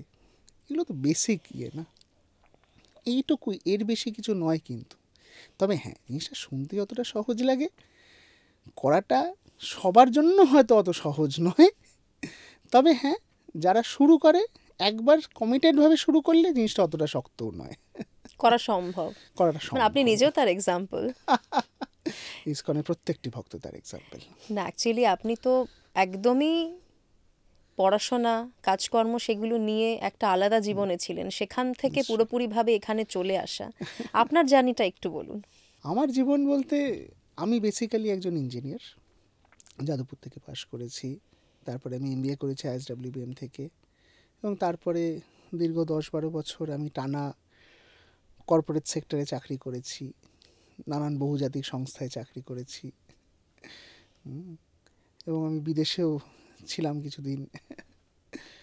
সব কিছু করে তারপরে আমার মায়াপুরের সাথে আমি যুক্ত হয়ে আমি এখন ফুল ফ্লেজেড ভাবেই প্রচার করা, হরিনাম প্রচার, মহাপ্রভুর শিক্ষা, এবং তার সাথে সাথে শিলা প্রভুপাদের যে ইচ্ছা, সেই ইচ্ছার কিছুটা কাজ এগিয়ে নিয়ে যাওয়ার চেষ্টা করি। মানে তার মানে সব কিছুর মধ্যে থেকেও ধীরে ধীরে এইদিকে আসা সম্ভব, এমন নয় যে এই চর্চাটা শুরু করার জন্য কোনো পার্টিকুলার টাইমের ব্যাপার রয়েছে। না, এটার কোনো পার্টিকুলার টাইমের ব্যাপারই নেই। চৈতন্য মহাপ্রভু তার শিক্ষায় বেসিক একটি ওয়ার্ড দিয়েছিলেন, যেটি হচ্ছে যুক্ত বৈরাগ্য। যুক্ত বৈরাগ্য মানে আমি সব কিছু করেও আমি তার মধ্যে বৈরাগ্য রাখব, এবং এটাই হচ্ছে কিন্তু যে কোনো আধ্যাত্মিক উন্নতির মূল শিক্ষা। যদি আপনি স্বামী বিবেকানন্দর শিক্ষাও যদি দেখেন, উনিও কিন্তু যুক্ত বৈরাগ্যর কথাই বলছেন। সব কিছু না ছেড়ে দিয়েও সম্ভব। আমি মজা করে যেমন একটা কথা বলি যে ভগবদ্গীতা কে কাকে বলেছেন? কৃষ্ণ অর্জুনকে বলেছেন। কোথায় কখন বলেছেন? কুরুক্ষেত্রের যুদ্ধে বলেছেন। ভগবদ্গীতা কি? হিন্দু সনাতন ধর্মের অবলম্বীদের সবথেকে মূল এবং সেন্ট্রাল ক্যানোনিক্যাল টেক্সট। হ্যাঁ, ক্যানোনিক্যাল টেক্সট কথাটার একাডেমিক মানে হচ্ছে যার ভেতরে পুরো ফিলোসফিটা এক জায়গায় ফেলা আছে, ওটা মূল টেক্সট ওই ফিলোসফি স্কুলের, সেটাকে বলে ক্যানোনিক্যাল টেক্সট। তো হিন্দু ধর্মের ক্যানোনিক্যাল টেক্সটের মূলটা হচ্ছে ভগবদ্গীতা। হ্যাঁ, সে যে বেদান্ত স্কুলেই সে পড়াশোনা করুক না কেন। তো সেই ভগবদ্গীতা শোনার পরে আমাদের তথাকথিত ধারণা কি, যে আধ্যাত্মিক হয়ে গেল সে তো বাড়িঘর ছেড়ে হিমালয়ে চলে যাবে, তাই না? তপস্যা করতে। তাহলে অর্জুনের ভগবদ্গীতা শোনার পরে কি করা উচিত ছিল? গান্ডীব ছেড়ে দিয়ে হিমালয় পালিয়ে যাওয়া উচিত ছিল, তাই না? কিন্তু অর্জুন কি করেছিল? ভগবদ্গীতার সব থেকে আইডেল স্টুডেন্ট ছিল অর্জুন। তিনি কি করেছিলেন? তিনি তার ক্ষত্রিয় ধর্ম আরও ভালোভাবে পালন করেছিলেন, তাই তো? একদম। তাহলে ভগবদ্গীতা পড়লে কোনো মানুষ সংসার ত্যাগী হয়ে যাবে, এটা সম্পূর্ণ ভুল একটা কথা। তো এটাকে আমি দুটোকে রিকনসাইল করব কি করে? রিকনসিলিয়েশনটা হচ্ছে ওই শব্দটা, যুক্ত বৈরাগ্য। যে অর্জুন কুরুক্ষেত্রের যুদ্ধে ক্ষত্রিয় ধর্মের পুরোপুরি তিনি পালন করেছিলেন, কিন্তু সেই যে result of the war, fruits of the karma, কর্মের ফল, সেই ফলের প্রতি তার সম্পূর্ণ বৈরাগ্য ছিল। তিনি করেছিলেন কেন? তিনি কৃষ্ণকে ভালোবাসেন বলে, তিনি ভগবানকে ভালোবাসেন বলে, তার ডেডিকেশন ভগবানের প্রতি। এই জায়গাটা আমাদেরকে শিখতে হবে। এইটা আমরা শিখি না বলেই আমাদের জীবনে এত সমস্যা। এই যে ধরুন গৃহী মানুষেরা, তারা তো নিজেদের বাড়িতে থেকেও ধর্মচর্চা করতে পারেন, গীতা পড়তে পারেন এবং আপনাদের সঙ্গে যুক্তও থাকতে পারেন। এই কনসেপ্টটাও আমাকে একটু বুঝিয়ে বলুন, কেননা অনেকেই বলেন যে সংসার ধর্ম পালন করা অসুবিধা যখন আপনি ধর্মচর্চার সঙ্গে একদম একনিষ্ঠভাবে যুক্ত। তাহলে ধর্ম কি জায়গাটাতে আবার ফিরে যেতে হয়। তাহলে ধর্ম কি? মানুষের ধর্ম কি? মানুষের ধর্ম আমি বললাম ভালোবাসা। তাহলে কি সংসার ধর্মে থাকলে ভালোবাসা থাকে না? তাহলে সেই জন্য ডিভোর্স হচ্ছে?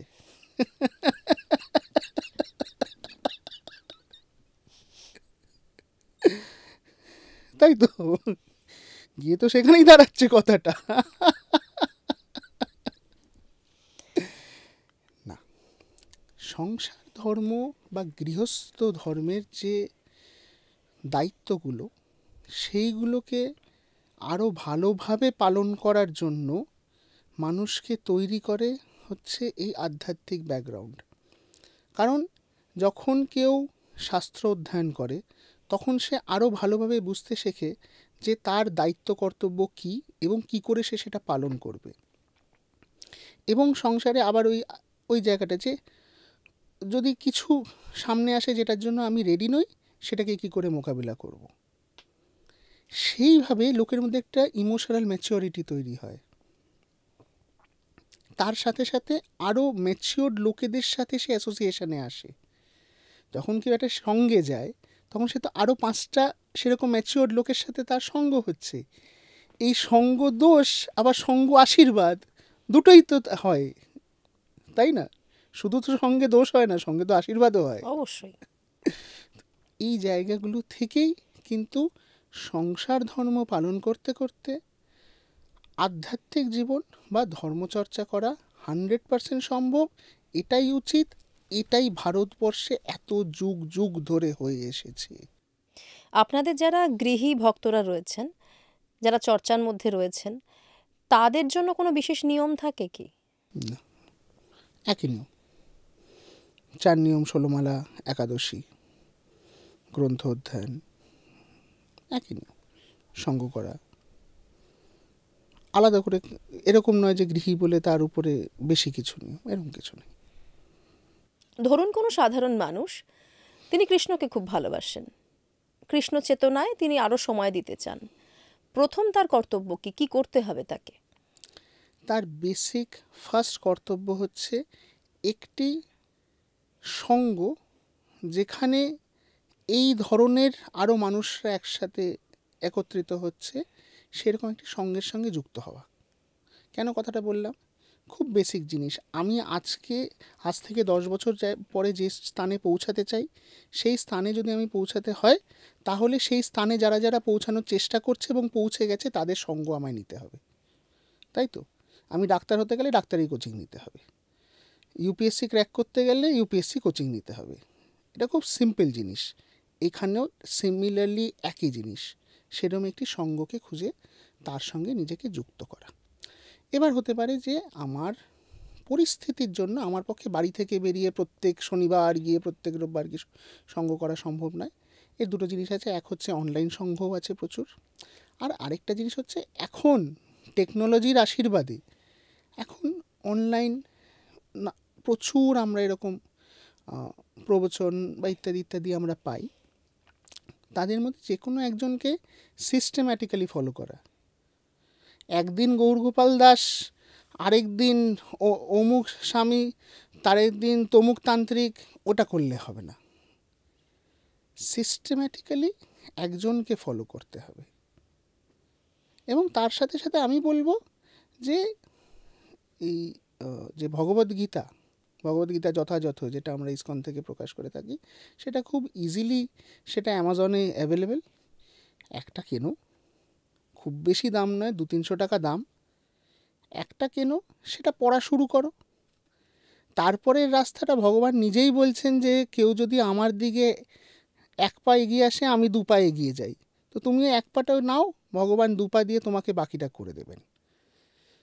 এটা আমার উপদেশ হবে। একেবারেই। আর ধরুন আপনারা জপের কথা বলছেন বারবার, এই জপ বিষয়টা না সাধারণ মানুষের কাছে খুব সহজে পৌঁছয় না, বা খুব ক্লিয়ার একটা কনসেপশন নেই। জপটা কেন করব, আর জপ যদি করতে হয় কিভাবে করব? প্রত্যেকটা ইন্ডিয়ান ক্লাসিক্যাল ফিলোসফিজে একটা জিনিস কিন্তু কনস্ট্যান্ট, সেটা হচ্ছে মোক্ষ অ্যান্ড ডেফিনেশন অফ মোক্ষ। এটা কিন্তু কনস্ট্যান্ট। ডেফিনেশন অফ মোক্ষ according to Indian classical philosophy হচ্ছে পুরুষার্থ সিদ্ধি, পরমানন্দ প্রাপ্তি, আর হচ্ছে আত্যন্তিকা দুঃখ নিবৃত্তি। ঠিক আছে? মানে আমি এই যে সাধনাটা করলাম, সেই সাধনার শেষে আমার যে এই জড়জগতের দুঃখ তার নিবৃত্তি হলো, সেই দুঃখ নিবৃত্তি হয়ে আমার পরমানন্দ প্রাপ্তি হলো, এবং এই যে পরমানন্দের প্রাপ্তি হলো, সেই প্রাপ্তির মধ্যে দিয়ে আমার পুরুষার্থ সিদ্ধি হলো। পুরুষার্থ মানে এই যে পরম পুরুষোত্তম ভগবান, তার ব্যাখ্যাটা আমার কাছে ক্ল্যারিটি এলো, মানে ওই এক্সিস্টেন্সিয়াল ক্ল্যারিটির জায়গায় চলে গেলাম। এটা হচ্ছে মোক্ষের ডেফিনেশন। এটা কিন্তু সবার জন্য একই রকম। ডিফারেন্সটা কোথায় আসে? ডিফারেন্সটা আসে মোক্ষটার কীভাবে আমি মোক্ষটা পাচ্ছি, আর মোক্ষের স্টেটটা কি। কেউ বলছে ব্রহ্মজ্যোতিতে বিলীন হয়ে যাও, কেউ বলছে হরিনামে মেতে থাকো। এখানে গিয়ে ডিফারেন্সিয়েশনটা হয়, রাইট? তাহলে এবার যদি আমরা যে স্কুল অফ থটে বিলং করি সেটাতে হচ্ছে হরিনামে মেতে থাকো।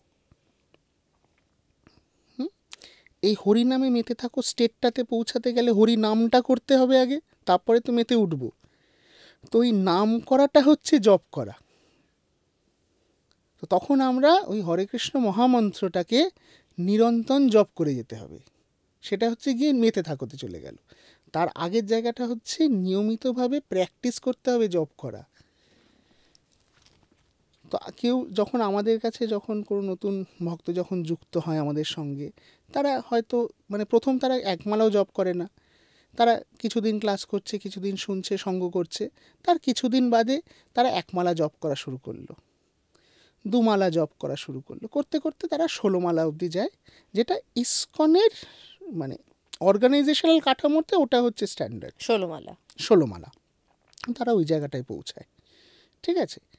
এবার ভগবানকে পাওয়ার জন্য সেটা হচ্ছে নিরন্তর জপ, হরিনাম যত খুশি কর, সেটা ওই জায়গাটাতে পরে আসে। ন্যূনতম হচ্ছে 16, ঠিক আছে? এবার জপ কি করে করতে হয় সেটা হচ্ছে আমাদের যে মালা থাকে, সবাই জপের মালা চোখে দেখেছে। আমরা যেহেতু বৈষ্ণব, আমরা তুলসী কাঠের মালায় জপ করি। হ্যাঁ, মালায় 108খানা বীজ থাকে। সেই 108টা বীজে এক একটা বীজ আমরা স্পর্শ করে সেখানে আমরা পুরো হরে কৃষ্ণ মহামন্ত্রটা বলি। মানে হরে কৃষ্ণ কৃষ্ণ কৃষ্ণ হরে হরে, হরে রাম রাম রাম হরে হরে। এটা একটা বীজে একবার, এরমভাবে আমরা পুরো 108 বার বলবো। আর এই সাইকেলটা আমরা 16 বার করব। এটা হচ্ছে জপ করার নিয়ম।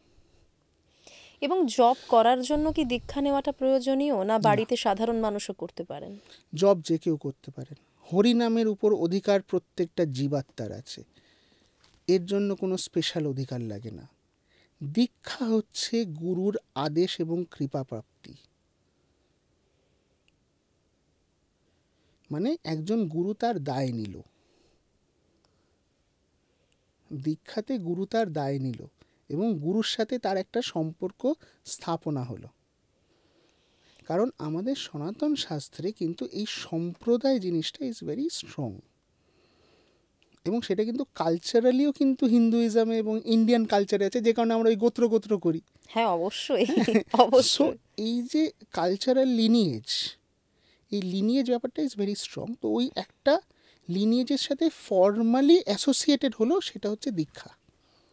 যে লিনিয়েজে গিয়ে সেই একটা লিঙ্ক তৈরি হয়ে গেল চেনটার ভেতরে। তার আগে অবধি you are not a link, but you are a chain, individual link standing on your on.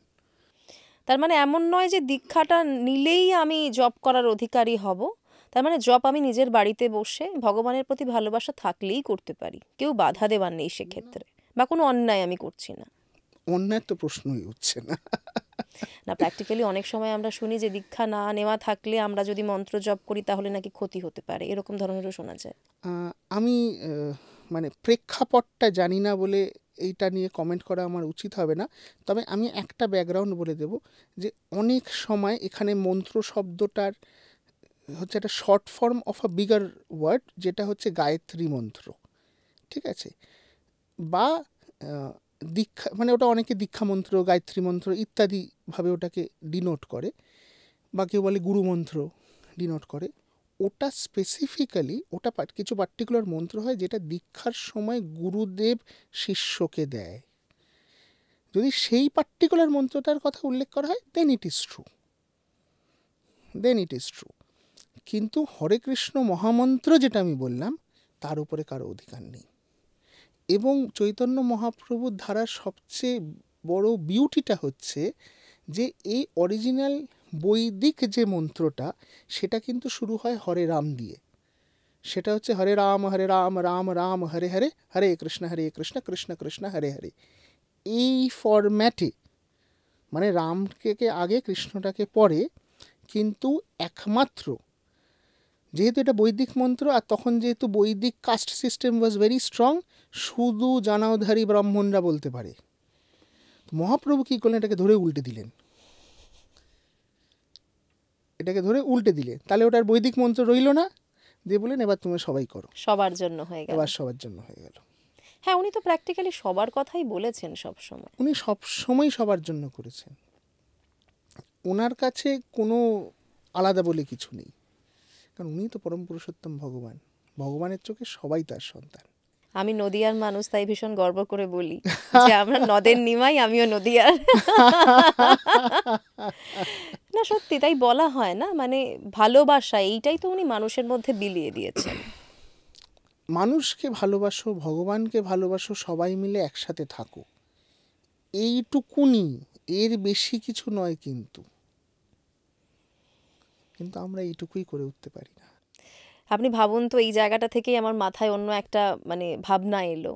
এই যে আমরা বর্তমান সময়ে যে জায়গাটায় দাঁড়িয়ে রয়েছি, আজকে ধর্মে ধর্মে হানাহানি ঝগড়াঝাটি সব হয়, কিন্তু বর্তমান সময়ে দাঁড়িয়ে আমরা যখন সনাতন ধর্মের কথা বলি, তখন সনাতন ধর্মের বিভিন্ন ধারার মধ্যেও আজকে দ্বন্দ্ব তৈরি হচ্ছে, পার্থক্য তৈরি হচ্ছে। মতপার্থক্য ছিলই, মতপার্থক্য থাকাটা দোষের নয়, কিন্তু একে অপরকে আক্রমণ করার একটা প্রবণতা দেখা যাচ্ছে। এটা নিয়ে কখনো ভেবেছেন কেন এটা হচ্ছে, আর এটা হলে কতটা ক্ষতি হতে পারে? কতটা ক্ষতি হতে পারে সেটা তো মারাত্মক। আসলে দুঃখের জায়গাটা কোথায় জানেন? দুঃখের জায়গাটা হচ্ছে যে কলিযুগ তো, যে সাধু বেশে আছে সবাই সাধু নয়, যে প্রকৃত সাধু না, সে কোনো দিনই এইসব ছোটোখাটো জিনিসের মধ্যে সে থাকবে না। হয় তার মোক্ষ হয়ে গেছে, সে পরমানন্দ প্রাপ্তি হয়ে গেছে তার, তাহলে তো মানুষের কারো মধ্যেই থাকবে না, সবার থেকে আলাদা জায়গাতেই চলে যাবেন তিনি। তারা আলাদা জায়গাতেই চলে যাবেন, ঠিক আছে, তারা প্রকৃত সাধু।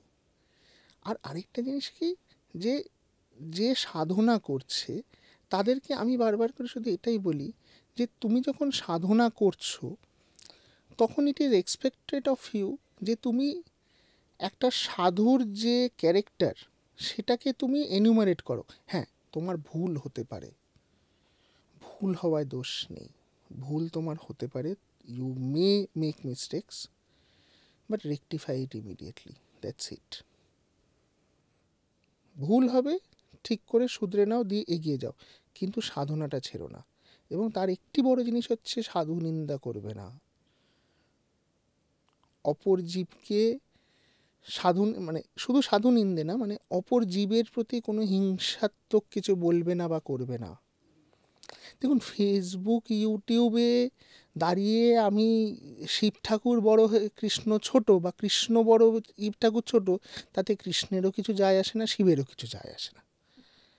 হ্যাঁ, এবার সত্যি কথা বলতে গেলে এটা নিয়ে যাদের শাস্ত্রিক তর্ক করার কথা, হ্যাঁ, তাদের দুজনের মধ্যে তারা কেউ কিন্তু করে, তারা দুজনে কিন্তু ভালোই আছে, সেই সাধুরা কিন্তু নিজের সাধনায় ভালোই আছে। হ্যাঁ, এবার যে সাধুরা করছে তাদের রিয়ালিটি সবাই জানে।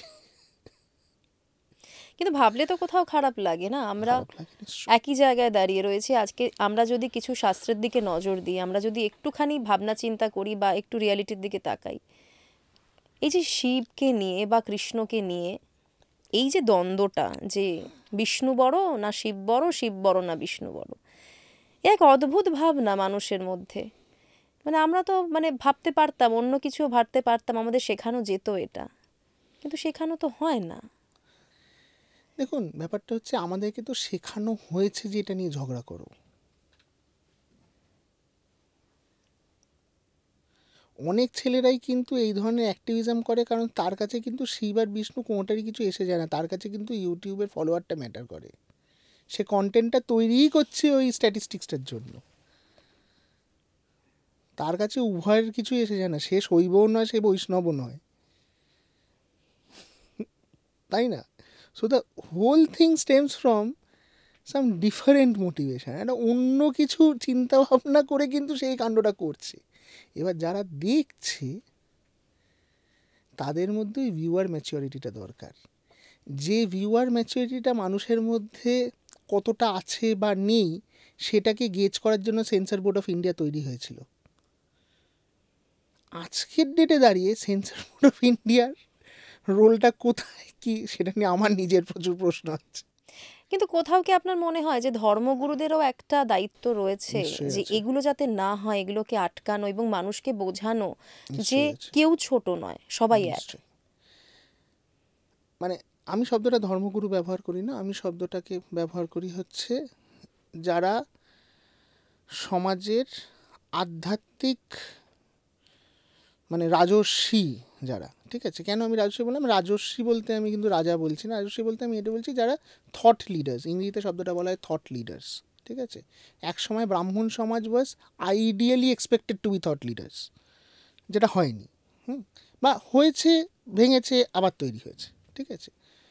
Thought leaders should always engage in activities যেটাতে সমাজের কল্যাণ হয়, এটা নিয়ে কোনো ডাউট নেই। সুতরাং প্রত্যেকজন ইনফ্লুয়েন্সার বা যারা ইনফ্লুয়েন্স করতে পারছে, মানে তারা হয়তো ইনফ্লুয়েন্সার সেই অর্থে ইউটিউব চ্যানেল ইনফ্লুয়েন্সার নয়, কিন্তু সে যে যদি সে 10টা লোককেও ইনফ্লুয়েন্স করে তাহলেও সে একটাভাবে সে সামাজিক ইনফ্লুয়েন্সারই হচ্ছে।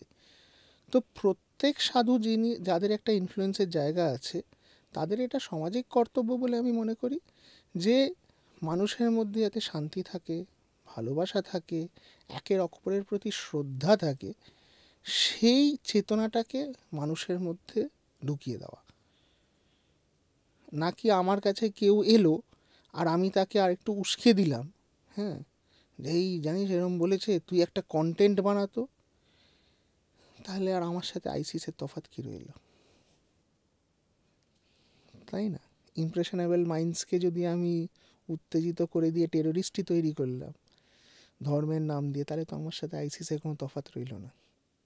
বাস্তব। যেমনটা আমি আপনাকে অফ ক্যামেরা বলছিলাম, এই যে আমি বাংলাদেশ থেকে আমাকে কল করা হয়েছিল যে আমার চ্যানেলে নাকি এরকম কিছু কন্টেন্ট গেছে যে মাছ মাংস খাওয়াকে সাপোর্ট করে, তার জন্য বাংলাদেশ থেকে আমাকে থ্রেট পাঠানো হয়েছিল, থ্রেট দেওয়া হয়েছিল। কথা বলেছিলাম, প্রবলেমটা নিয়ে বাড়াবাড়ি কিছু হয়নি, তারা বুঝেছিল যে আমি কি বলছি। কিন্তু ভাবুন তো, তারাও তো আজকে সনাতনী, সনাতনীরাই যদি আরেক সনাতনীকে না বোঝে, সনাতনীরাই যদি আজকে সনাতনীর পাশে না দাঁড়ায়, তাহলে তো বড় বিপদ। এটা মানুষ কবে বুঝবে? আমার মনে হয় না মানুষ কখনোই বুঝবে। আমার মনে হয় ইন্ডিভিজুয়াল মানুষ যখন একটু বয়স বড় হবে তখন সে বুঝতে পারবে যে তার ভুলটা কী হয়েছে, বা যখন সে ভালো সঙ্গে পড়বে বা ঠিক সঙ্গে পড়বে তখন সে বুঝতে পেরে সে নিজেকে কারেকশান করবে। কিন্তু অ্যাজ আ কমিউনিটি কোনোদিনও বুঝবে বলে আমার যথেষ্ট ডাউট আছে। তার একটা বড় কারণ হচ্ছে যে আমি মনে করি যে আমাদের সমাজের এই যে সাংঘাতিক একটা অবনতি ঘটেছে তার কারণটা গৌতম চট্টোপাধ্যায়ের গানে উনি কী বলেছিলেন? উনি বলেছিলেন যে পৃথিবীটা নাকি ছোট হতে হতে ড্রয়িং রুমে রাখা বোকা বাক্সতে বন্দি, এখন সেটা ড্রয়িং রুমে নেই, হাতের মুঠোতে থাকা বোকা বাক্সতে বন্দি হয়েছে। এবং শুধু যে বোকা বাক্সতে হাতে মুখোতে বন্দি হয়েছে তা না, বোকা বাক্স থেকে আমি কি কন্টেন্ট পাচ্ছি সেটা কিন্তু মারাত্মক। কোনো ফিল্ট্রেশন নেই, কোনো ফিল্ট্রেশন নেই, এবং যেটাকে সেন্সার্ড কন্টেন্ট বলেও বের করা হচ্ছে সেইখানে যে level of nudity and violence যেটা এক্সপোজড আছে, দ্যাট ইজ ডেঞ্জারাস। এবং এইটা কিন্তু ছোট ছোট বাচ্চারা অ্যাক্সেস করছে। হ্যাঁ, সে তো বটে। প্রচুর বাড়ির ছোট ছোট বাচ্চারা অ্যাক্সেস করছে, এবং সেই জন্যই সমাজের এরকম সাংঘাতিক একটা মানে অবনতি। যা খুশি তাই করতে পারি, আমার অধিকার আছে করার, আমি মেরে দিতে পারি। এই যে আমিত্বটা আবারও ঘুরে ঘুরে আসছে, তাই না? মানে এই এই আমিত্বটা পুরো জিনিসটাই তো ওই ভগবদ্গীতার একটা শ্লোক, অহংকার বিমূঢ়াত্মা কর্তা অহমিতি মন্যতে, সব হচ্ছে আমি, আই এম দ্য কর্তা। মানে এই একটা শ্লোক যদি আমরা একটুখানি ভালো করে খেয়াল করি তাহলে আমাদের অনেক সমস্যা কমে যেতে পারে। আমার তো মনে হয় অনেক মানুষের জীবনের কোনো সমস্যাই থাকবে না, কারণ তাদের পুরো সমস্যাটা এটুকু দিয়ে সরিয়ে হয়েছে। আমরা সাধারণত যখন ধরুন ভগবানের কাছে পুজো করি বা প্রার্থনা করি তখন কিছু না কিছু চাই, মানে কিছু চাওয়ার জন্যেই পুজো করি, কিন্তু কখনো ভগবানকে চাই না। প্র্যাকটিক্যালি কি হওয়া উচিত, কি করা উচিত আমাদের? দেখুন, মহাভারত, অনেকে বলে মাইথোলজি, আমরা বলি পুরাণ, ইতিহাসের একটি অংশ। যে যাই বলুক, একটা মূল জায়গা আমাদের মনে রাখতে হবে, কুরুরা এবং পাণ্ডুরা, এদের দুজনের একটা জায়গা যেটা আমাদেরকে মনে রাখতে হবে, যে আমরা কোথায় গিয়ে এখান থেকে শিক্ষা গ্রহণ করবো। একটা তো যে গল্প শুনতে ভালো লাগে, দিদিমা ঠাকুমা শোনাতো, শুনে শুনে ঘুমিয়ে পড়তাম, খুব ভালো লাগে, তো গল্পের জায়গায়। কিন্তু আমার নিজের জীবনে আমি এটাকে কোথায় ফেলবো, তার যে বেসিক জায়গাটা, সেটা হচ্ছে এই রকম, যে প্রত্যেক মুহূর্তে প্রতিনিয়ত পাণ্ডবরা যারা আলটিমেটলি বিজয়ী হয়, তারা কি চয়েস করেছে? কৃষ্ণকে চুজ করেছিল তারা। তারা কৃষ্ণকে চুজ করেছে।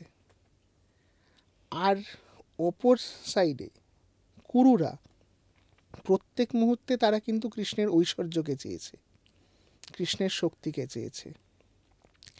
আমরা যখন ভগবানের কাছে এখন প্রার্থনা করি, হ্যাঁ, যখন স্কুলে পরীক্ষা দিতে যাওয়ার আগে মন্দিরে প্রার্থনা করছি, আমরাও কিন্তু ভগবানের কাছে ভগবানকে পাশে চাই না, আমরা ভগবানের শক্তিটাকে পাশে চাই। তো সেই যে ঘটনাটা আমরা মহাভারতের জানি, যে কৃষ্ণ শয়নে আছে, অর্জুন আর দুর্যোধন দুজনে গেল ইয়ে চাইতে, সাহায্য চাইতে। তো কৃষ্ণ বলল, আমি ভাই কিছু করব না, কিন্তু আমি যুদ্ধ করব না। সেই মুহূর্তে নারায়ণী সেনা নিয়ে কুরু চলে গেল, কুরুরা চলে গেল নারায়ণী সেনা নিয়ে, কৃষ্ণ কিন্তু, অর্জুন কিন্তু কৃষ্ণকে নিল।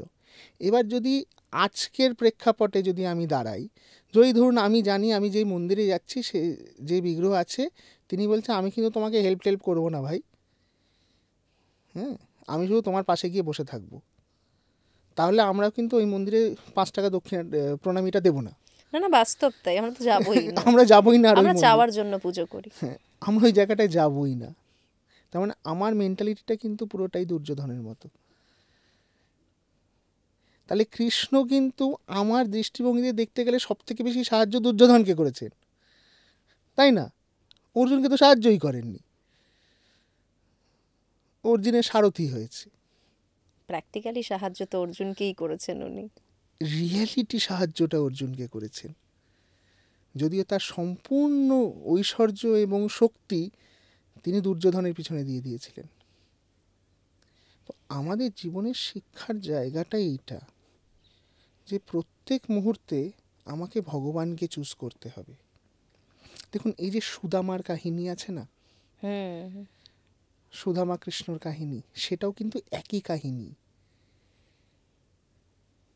সুদামাকে তার স্ত্রী শিখিয়ে পাঠালো, ভাই তুমি এই চাইবে, ওই চাইবে, সেই চাইবে। সে বন্ধুর কাছে গিয়ে আর চাইতে পারলো না। ওই যে সে চাইতে পারলো না, তাই সে যখন ফিরল, সে কিন্তু রাজরাজেশ্বর হয়ে ফিরল, কারণ সে বন্ধুকে চেয়েছে। তো কৃষ্ণ কিসের কাঙাল? প্রেমের কাঙাল। কৃষ্ণ কি চায়? প্রেম চায়, ভালোবাসা চায়। ওই যে কৃষ্ণের ছোটবেলায় সেই ফলওয়ালার গল্প, হ্যাঁ, প্রত্যেকবার জায়গাটা ওখানে এসে দাঁড়ায়। কৃষ্ণ কিসের কাঙাল? প্রেমের কাঙাল। কৃষ্ণকে যে ভালোবাসা দেবে, সে সব পাবে। আর কৃষ্ণকে যে তার ঐশ্বর্য চাইবে, সে কিচ্ছু পাবে না। এই জায়গাটা আমাদেরকে প্রত্যেক দিন, প্রত্যেক মুহূর্তে আমাদের মনে রাখতে হবে। এবং এটাকে আমাদের প্র্যাকটিক্যাল লাইফেও যদি ইমপ্লিমেন্ট করতে হয়, জিনিসটা এরকম, যে যখন আমি একটা আরেকটা মানুষের সাথে সম্পর্ক রাখছি, মানে আমরা তো প্রত্যেক দিন, মানে প্রতিনিয়ত আমরা অনেকেই নেটওয়ার্কিং করি। এখন একটা ট্রেন্ডিং ওয়ার্ড হচ্ছে your net worth is your network, তাই তো?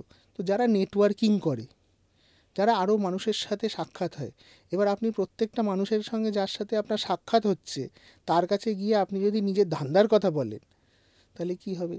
সে আপনার ফোন তোলা বন্ধ করে দেবে। অথচ তার সাথে যদি আপনার সম্পর্ক থাকে, দেখবেন আপনি যেটা চাইছেন সেটা অন্যভাবে ঠিক হয়ে যাচ্ছে। ভগবানের ক্ষেত্রেও ব্যাপারটা একই। 100% এক। সমাজের এত কিছু সমস্যা, এত কিছু দ্বন্দ্ব, সব কিছুর মধ্যেও ভালো থাকবো কি করে, এটা জানতে চাইবো। ভালো থাকার খুব সিম্পল উপায় হচ্ছে নিজেকে ভালোবাসো, নিজের আশেপাশের লোককে ভালোবাসো এবং সবাইকে সম্মান করো। যদি সবাইকে আমরা সম্মান করি তার মানে কি তার চাহিদা, তার পছন্দ, সেইগুলোকে আমি সম্মান করছি, তাকে আমি রেসপেক্ট করছি। সে যখন আমায় রেসপেক্ট দিচ্ছে, আমি তাকে রেসপেক্ট দিচ্ছি, আমাদের বাউন্ডারিজগুলো খুব সুন্দরভাবে তৈরি হচ্ছে। এবং তার মধ্যে থেকে কিন্তু আমাদের এই যে লড়াই, একের অপরের মধ্যে যে ইন্টারপার্সোনাল ফাইটস, এইগুলো অনেকটা কমে যাবে, তার থেকে মনে শান্তি থাকবে। আমি মনে করি যে ভালো থাকো, শান্তিতে থাকো, সম্মান দিয়ে থাকো, এটা হবে মূল শুরুটা। আর তারপরে যেহেতু আমরা আধ্যাত্মিক সাধনায় আছি, ভগবদ্গীতা পাঠ করো, ভালো সঙ্গ করো, আরও হলে হরিনাম জপ করো, আরেকটু বেশি হলে শনি রবিবার করে ইস্কন মন্দিরে এসে হরিনামে মেতে যাও। একেবারেই। অনেক হরে কৃষ্ণ। ধন্যবাদ আপনাকে। হরে অনেক কৃষ্ণ। আলোচনা হলো, খুব ভালো লাগলো। অনেক ধন্যবাদ। Thank you. হরে কৃষ্ণ। হরে কৃষ্ণ।